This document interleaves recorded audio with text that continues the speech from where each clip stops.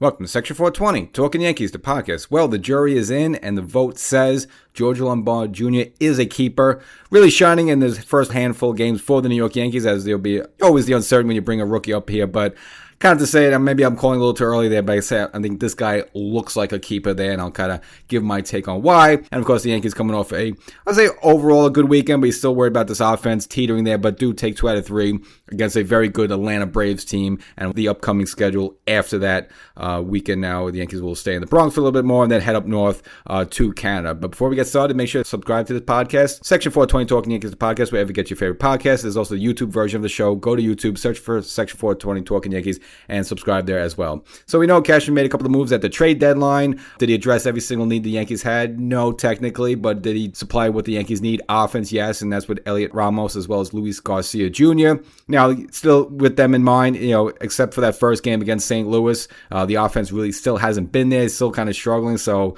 new names, same problems, but everyone's really focused. The big addition to the team was right after that first game against St. Louis, where the Yankees made the big move, of course, to bring up George Lombard Jr. and to make room for him as well as Elliot Ramos on the roster there. Yankees sending down reliever as well as both Jason Dominguez and Volpe, and making the big switch there at shortstop as we've all been predicting. Now, look, I always talk about Lombard Jr. that I never seen the guy play. I'm not going to say I watch Yankee minor league games. I mean, you hear good things, little stories there, but until these guys are actually up here, you don't know what you got. And we heard great things about Dominguez, and he came up here and showed us some good stuff, and then it became a little bit of a disappointment. And then, of course, over the past 2 years, we've been hearing great things about Spencer Jones, and, jury's still out on him a little bit here. Obviously, he's got the power, and, past couple of games actually showed some good stuff, just other than just, hitting home runs. But again, you don't ever know until these guys are here. But with George Lombard Jr., you could definitely see why Cashman decided to hold on to him during the trade deadline. And from all facets of the game, the defense,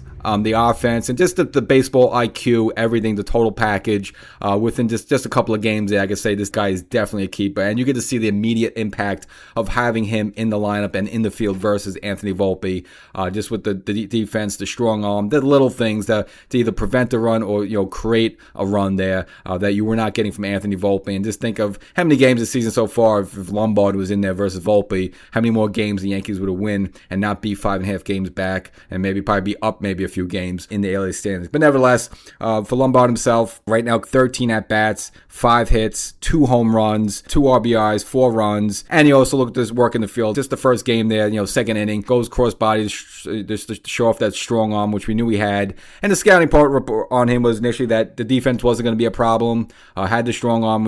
Even Judge was wowed about the strong arm back in spring training there. We remember some of those comments, but you saw it firsthand, turning a double play there. Again, I think that's a double play that Volpe doesn't even turn there. I don't know if Volpe gets to the ball. They're going to his right there in the shortstop hole and be able to fire a cannon shot to Jazz at second base, and Jazz be able to relay it over the first to get the double play. So right off the bat, you see just his presence there with that on the defensive end, and then later in the game, his first game as a Yankee, just like Judge did in his first game as a Yankee, hitting a home run, and again, a game the Yankees go on to win 2-0. You're happy a little bit there, but also kind of look at it, well, at the end of the day, they also only scored 2 runs. Still the offensive struggle for the Yankees, and we kind of saw that as well. And then, of course, we look at Lombard, the Friday game against the Atlanta Braves. The Yankees down 2-0. Hits a little bloop to infield bloop there, and obviously using his feet to force a throw to first base. Bad throw, puts himself on third base. Would end up scoring at least to cut the lead down to 2-1. The Yankees, that's a game they would end up tying and then winning in extra innings. But again, a lot of that was started by George Lombard Jr. And then even go back to the Saturday game, the next day, twice up at the plate, challenges 2 balls that were called strikes, gets it overturned there. So you see the good eye at the plate, gets those balls overturned. And of course, later in that Saturday game, hits his second home run of his young Yankee career there. And you get to see this guy something special. The good eye at the plate, not chasing at bad balls, and then obviously challenging 2 bad called strikes and then winning those challenges. We've seen, again, multiple really good plays in the field, even with only less than a week in there. You get to see the difference. This guy is definitely a keeper. You want to say a couple years ago, well, Jason Dominguez came up for a couple of games, hit about 4 home runs, and you thought he was going to be a world beater. Yeah, man, you can see that a little bit too, but we didn't see the offensive prowess with Jason Dominguez. I mean, we just saw some home runs that was great. But with Lombard, you see the total package. I mean, you can see that, his dad, obviously, former Major League Baseball player and current coach of the Detroit Tigers. And you can see this guy was as well-groomed and pedigreed into the game at such a young age of 21. Again, you just see the defense, the strong arm, the baseball IQ, the poise at the plate there. Does not seem like a rookie at all. It wasn't, see him chasing and, swinging out of his shoes. I mean, you saw that from Judge when he first came up in 2016. You've seen that from Spencer Jones, a couple of stints he's come up here so far this season. You don't see that from Lombard. He looks very compact. You would, other than his young face, you would have no idea that he's a 21-year-old. You could see why Cashman wanted to hold on to this guy and didn't deal him out there. The prospect of George Lombard Jr. In the Yankee uniform playing shortstop and ironically wearing 96 and kind of gives you shades of Derek Jeter. Of course, Derek Jeter officially a rookie in 96 as well. Not sure exactly why he changed that number, if he's going to change that number. I hope he stays in 96. Obviously, baseball's a little different, especially the Yankee uniforms now having these wacky numbers there. So, liking what I see for George Lombard Jr. But overall, the Yankee offense still teetering, even with the additions of Garcia Jr. and Ramos. It's still kind of the same old story there. But getting strong pitching from Max Fried. Okay, didn't get the win Friday. Deserved to get the win against his former team. But strong pitching all three games. Even Cam Schlittler rebounding from getting knocked around a couple of games ago against the St. Louis Cardinals. Now, unfortunately, the Yankees lost in extra innings. That's why it was shocking that they won the Friday night games. Because, I mean, even at home, and the Yankees like 1-7 or 1-8 going into that game, in extra inning affairs. Again, there's always been a house of horrors for the Yankees. I don't know whether it's a ghost run, it doesn't matter if they're home or away there. Those been a house of horrors for them, but they actually squeaked that one out shockingly. But unfortunately, lose the Sunday matinee game against Atlanta. But overall, you'll say you'll take 2 out of 3 against a good Atlanta team, a team that might be marginally better than the Yankees right now. To take 2 out of 3 is great. And Cole pitching obviously looks like he's in a real good groove right now with Schlittler back, and then Max Fried only had that little bit of a clunker about a week or so ago against Chicago. Again, Max Fried looking good there. And the Yankee rotation should get a bit of a boost.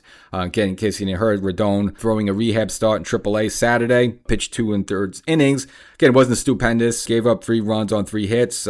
Did throw 48 pitches. 29 of those 48 were for strikes. Struck out 2, walked 2 there.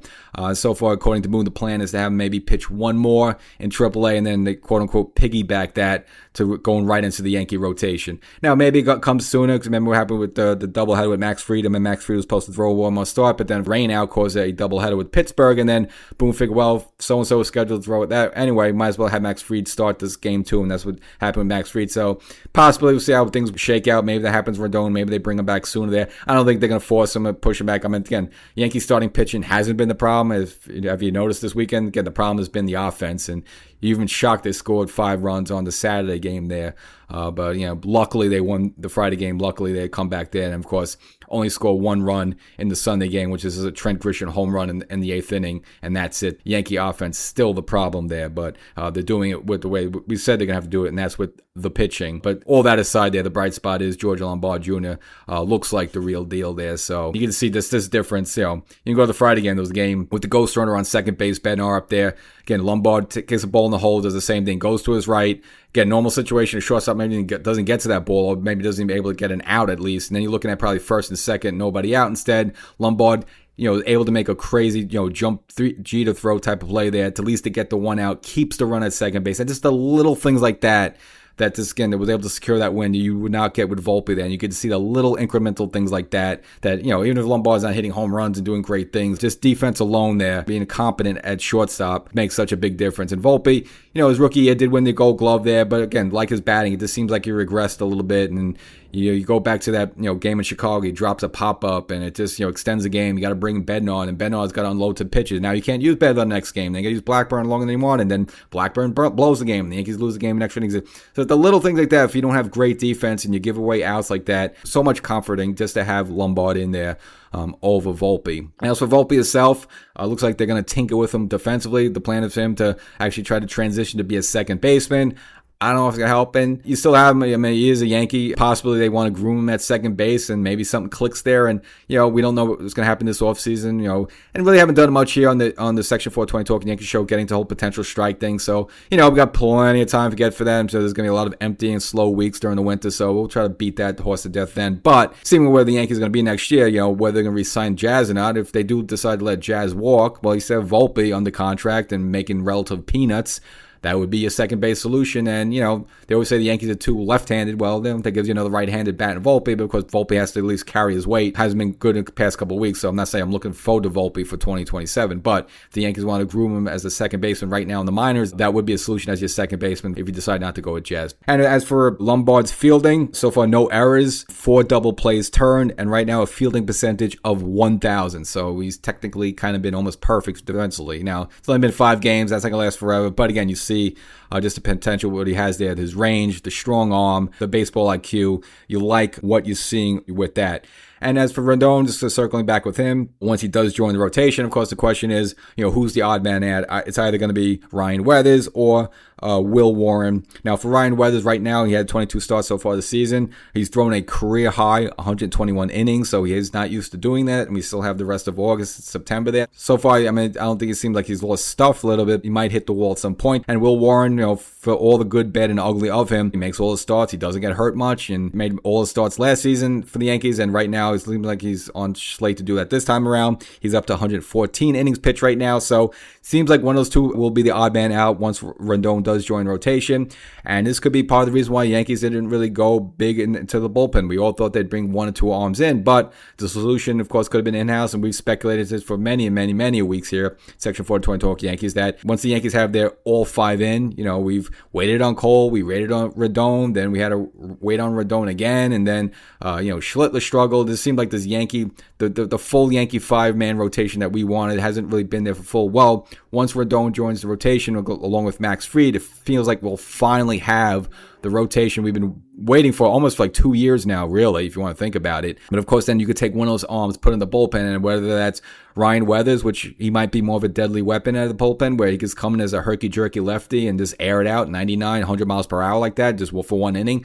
That might be the solution, where that's probably why maybe Cashman decided, I don't need to overpay for a bullpen arm. We have the answer in-house. So that might be the Yankee plan, or maybe they'd use Will Warren as that guy, just kind of see how they go with that one. So if I read the tea leaves, you're telling me Ryan Weathers has never thrown more than 121 innings. I say overall he's been good as a starter for the Yankees. He's had a lot of hard luck losses, but he's gotten maybe 1 or 0 run support. But I think he's more of a weapon type of guy out of the bullpen versus a Will Warren type, who, Warren could get it up there too in terms of the velocity, but I think Weathers would be more suitable for that and has much more experience at that, going back to his days with the Marlins.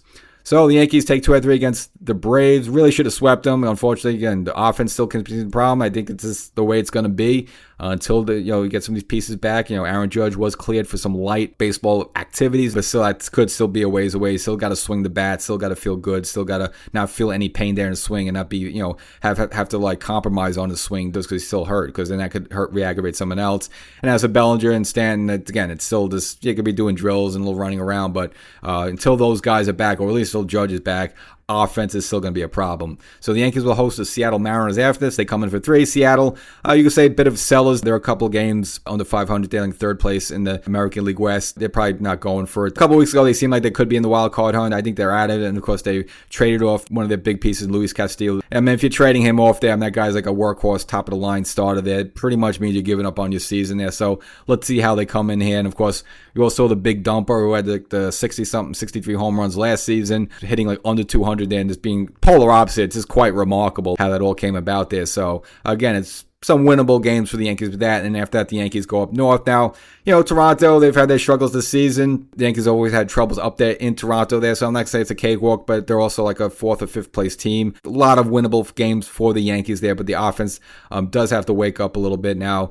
Where the Yankees find themselves, and people try really writing the Yankees off, you still have a lot of more baseball to go. I want to go there crazy yet, but 5.5 games behind Tampa in 2nd place in the American League East. It's not great, but people just saying that the division's over. I want to go that soon. A week or 2, you can make that up in a flash. I want to go crazy with that. But of course, all the talk is about the Boston Red Sox right on the Yankees' heels. They're about 1.5 games behind the Yankees and overall 7 games back. 3rd place in the American League East. You've seen some of the social media posts like, "Good job, Yankees, for letting Boston get right behind you." It's like, well, a couple of things like that. Yeah, Yankees were directly related to that. I guess during the first chunk, that 15-game winning streak, Yankees got swept by them for, I believe that was 3 games. Okay, that's directly the Yankees were at fault for doing that. But the other games, it's like the Boston Red Sox won those games. Like the Yankees have no control of that. Winning 15 games in a row is like a bit of out of the world. Again, I think it's Boston's 2nd longest winning streak in the franchise history, and they go back to the early 1900s there. So The Yankees really have no control over that. They only have control of the games they played directly against Boston. Yes, they got swept by them early when that streak kind of started, and that pretty much did start the streak. Other than that, you can't really blame the Yankees. I mean, again, they haven't been stupendous over the past few weeks, but they haven't been horrible. Again, they won 2 out of 3 here against the Braves. Okay, you lose 2 out of 3 against the Cardinals. They did win 2 out of 3 against Wrigley. You split 4 against the White Sox in their backyard. Again, the Yankees have been okay. They haven't been great, but they haven't been garbage where they've lost like 8 games in a row. The Dodgers, the supposed like best team in baseball, they lost 7 games in a row and only just snapped that quickly. So the Yankees didn't do anything big to like lose 10 games in a row, lose 9 out of 10. I mean, yeah, they stumbled a little bit as they were doing in July, but you also got to give credit to Boston to win 15 games in a row. That's not easy. And then, of course, more recently, win 9 games in a row on top of that. And, that's some streak where they went like 31-5 in 36 games. That's like insane baseball. Like, you can't expect the Yankees to keep up with that type of winning streak. And that normally doesn't happen. Again, Boston just do something quite extraordinary. You got to tip your cap to them. But that's not really the Yankees' fault. Like, they didn't cough anything up. It's just Boston played unbelievable baseball, and you can't expect the Yankees to also go on a 31-5 streak there. That's just unheard of. It's just ridiculous there. So you tip the cap to Boston. They won 15 games in a row, and then they won 9 games in a row. And it's just kind of what we thought. To start the season, they were losing so many games there, but you probably figured they probably weren't that bad.